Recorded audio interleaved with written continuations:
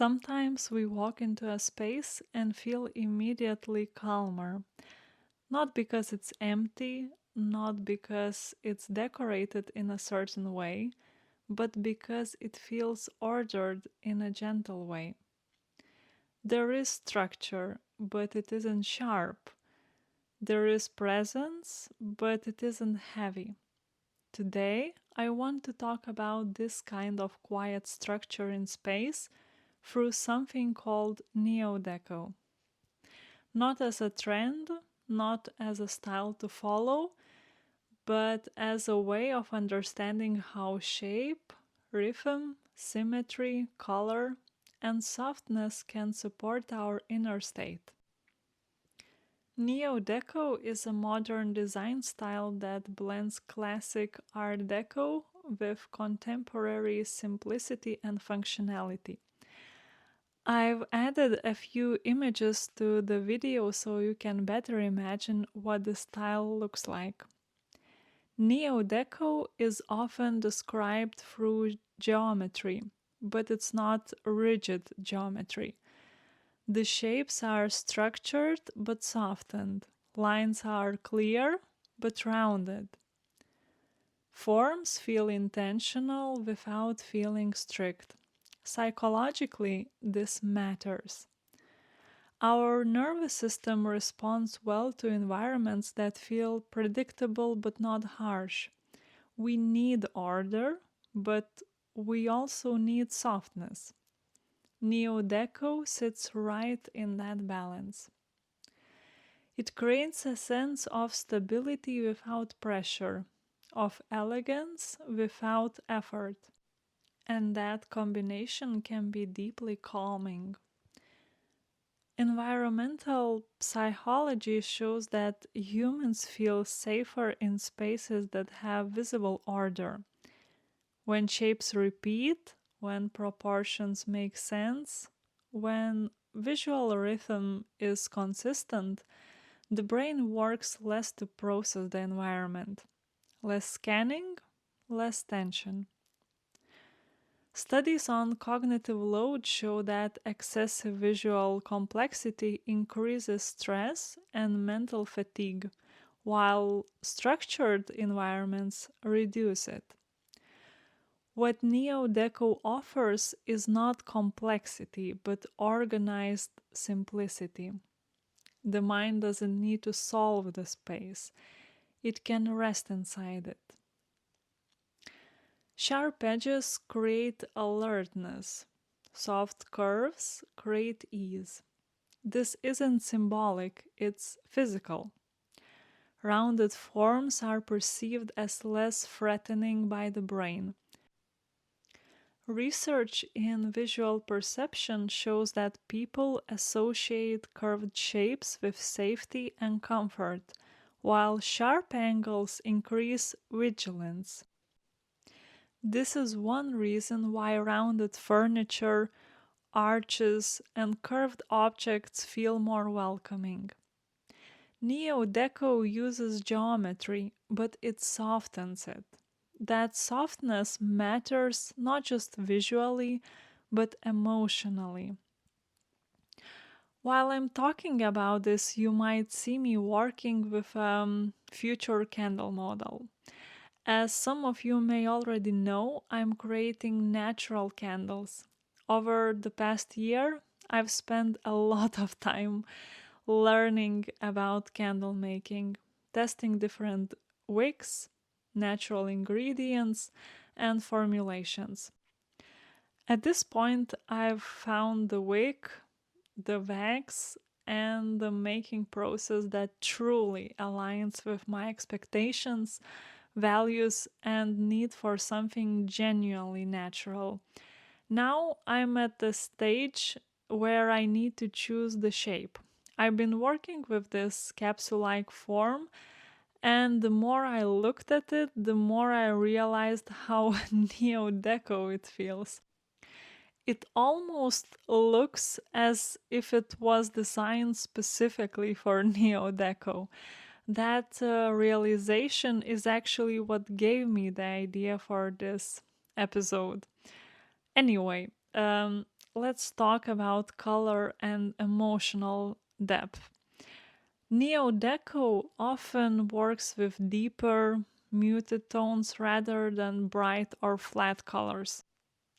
Psychologically, these kinds of colors reduce visual noise, feel grounding, create a sense of enclosure and safety.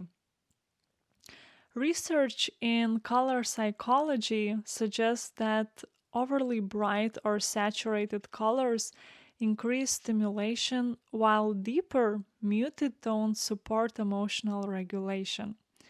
These colors don't shout, they hold space. And the space that holds you rather than demands attention becomes a place to rest. Another important element in Neo-Deco is symmetry. Not perfect symmetry, but balance.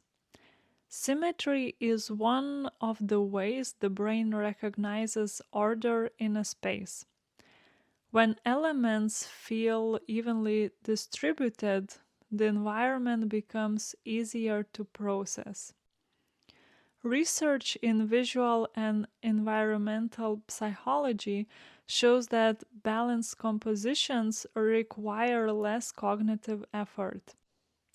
The brain doesn't have to scan as much or correct what it sees. That reduction in effort matters. When a space feels visually stable, the nervous system doesn't need to stay alert. The body can settle more easily.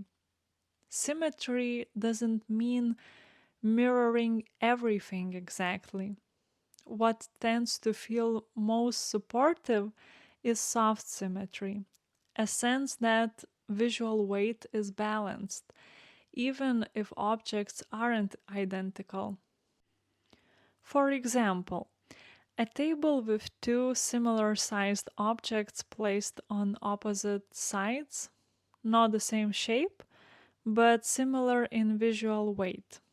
One side doesn't pull more attention than the other. That gives the eye a place to rest. This is not about buying more. This is important.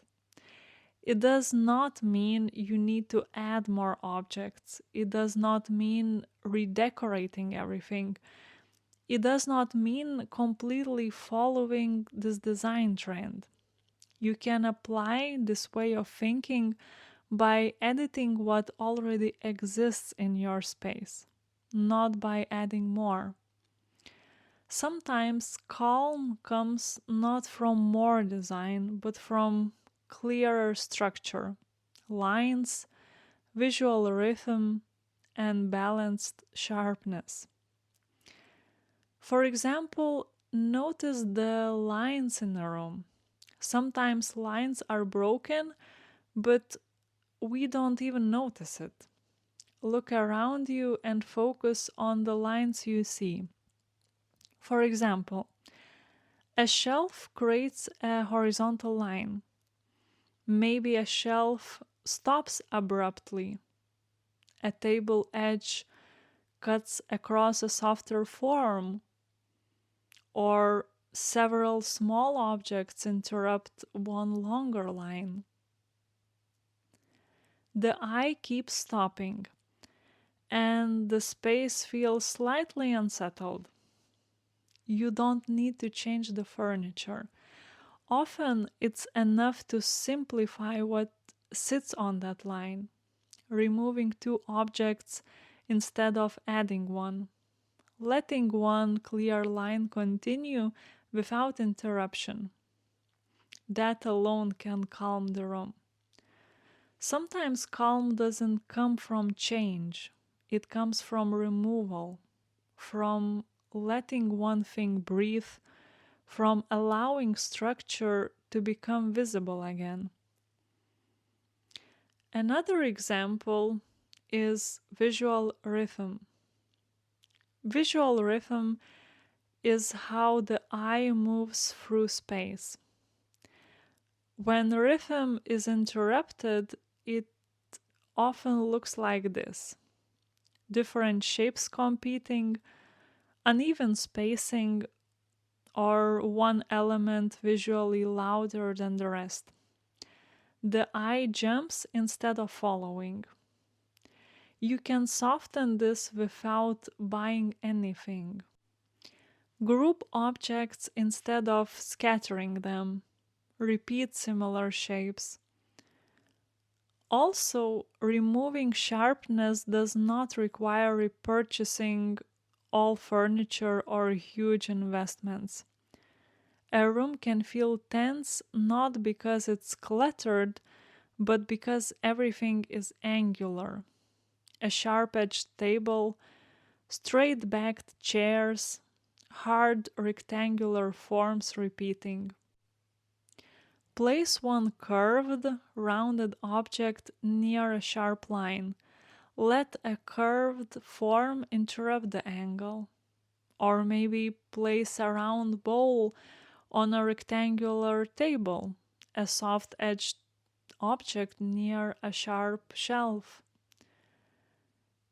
Here are a few practical ways to work with Neo-Deco ideas to enhance your well-being. Notice shapes in your space. Are they mostly angular? Is there any softness? Look at repetition. Do forms relate to each other or feel scattered? Pay attention to proportion. Is something visually too heavy for its place? Reduce contrast. Gentler transitions feel calmer to the body. This is not about rules, it's about sensing what feels balanced. Well-being is not only about what we do, it's also about what surrounds us. Spaces with gentle structure support emotional regulation, reduce sensory overload, and help the body feel oriented. Neo-Deco, when approached thoughtfully, is not just decorative, it's supportive. It allows the mind to slow down without forcing it to stop. We don't need perfectly designed homes. We need spaces that feel steady, spaces where the eye can rest, where shapes feel intentional, where nothing is fighting for attention. Gentle structure can do that. Thank you for being here. I'll see you in the next episode of Energy and Space.